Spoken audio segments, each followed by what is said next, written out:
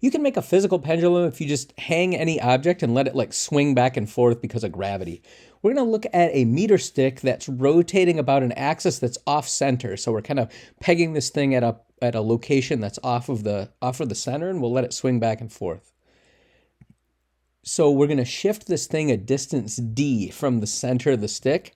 The center of the stick is going to be the place where the force of gravity is. We can consider that to be being applied to the stick, making it swing back and forth.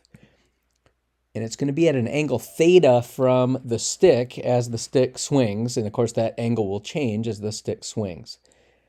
So to get started, we're going to use the rotational version of F equals ma. We're going to use torque equals I alpha. And so if you look at the left side is actually just the sum of the torques. Well, there's just one torque on the system due to gravity. And so gravity pulls straight down. The component of gravity that is perpendicular to the stick is mg times sine of theta, and then that's being applied at a distance d away from the axis. On the right-hand side, we have the moment of inertia times angular acceleration. Well, the moment of inertia is the moment of inertia of a stick about its center plus a shift term of md squared. So that's where these two terms come from. This is moment of inertia of a stick about the center, and then you have to add a little bit to the moment of inertia because you've shifted the axis off center.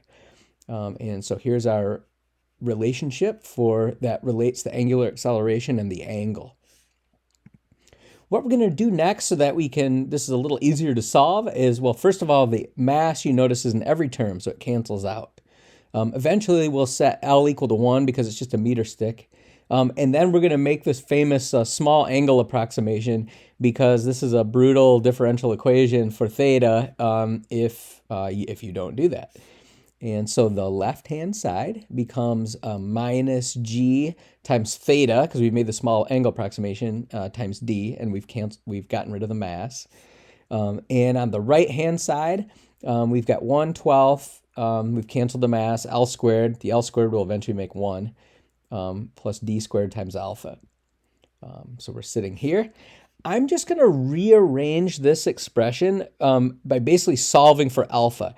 So in other words, I'm just going to take this term in parentheses with the L squared and the d squared and bring it underneath the minus g theta d. So when you do that, when you just solve for the alpha, you'll get this. You'll get alpha is minus a mess of constants times theta. So angular acceleration is minus a mess of constants times the angle.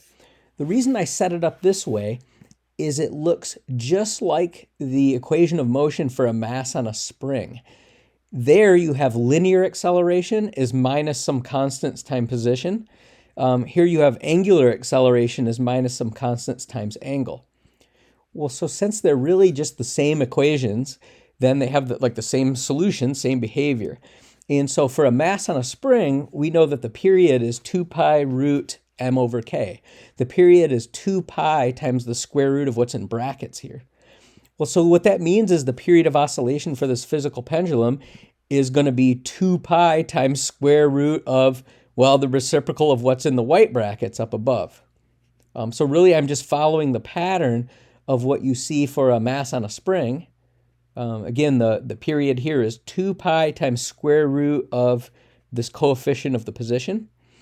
And so that's going to be true for the physical pendulum. The period is going to be 2 pi times the square root of this coefficient of the angular position. So this expression gives the period of oscillation for this pendulum. If we then just bring this d into the numerator here, then you'll get 1/12d and then plus d. So you're basically just dividing both of these terms, dividing 1/12 by d and dividing d squared by d. So here's a nice little expression for the period of oscillation. One thing that you can do with this, so here's this expression for the period of oscillation. It depends in this funny way on the shift distance. One thing you can do with this setup is a little experiment to calculate the acceleration due to gravity by just seeing how this shift affects the period of oscillation. And so what you can do is, in other words, you affix the stick at different locations, say in the top half, and just let it swing. And the period will change depending on where you put the axis.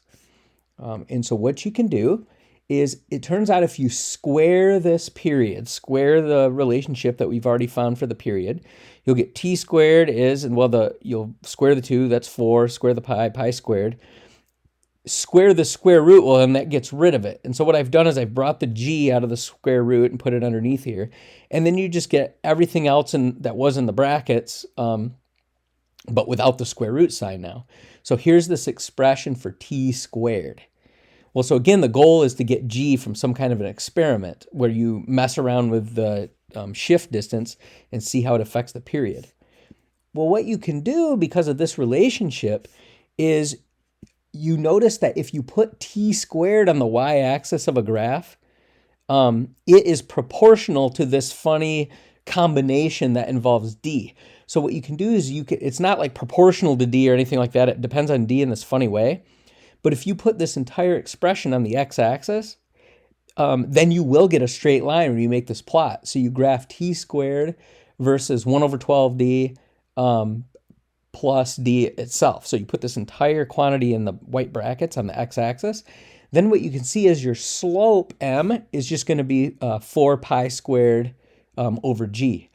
And so what you do is you make this graph, t squared against 1 over 12d, well, plus d, and find the slope of that graph, and then set the slope equal to 4 pi squared over g. And that's a little scheme for calculating the acceleration due to gravity from this physical pendulum.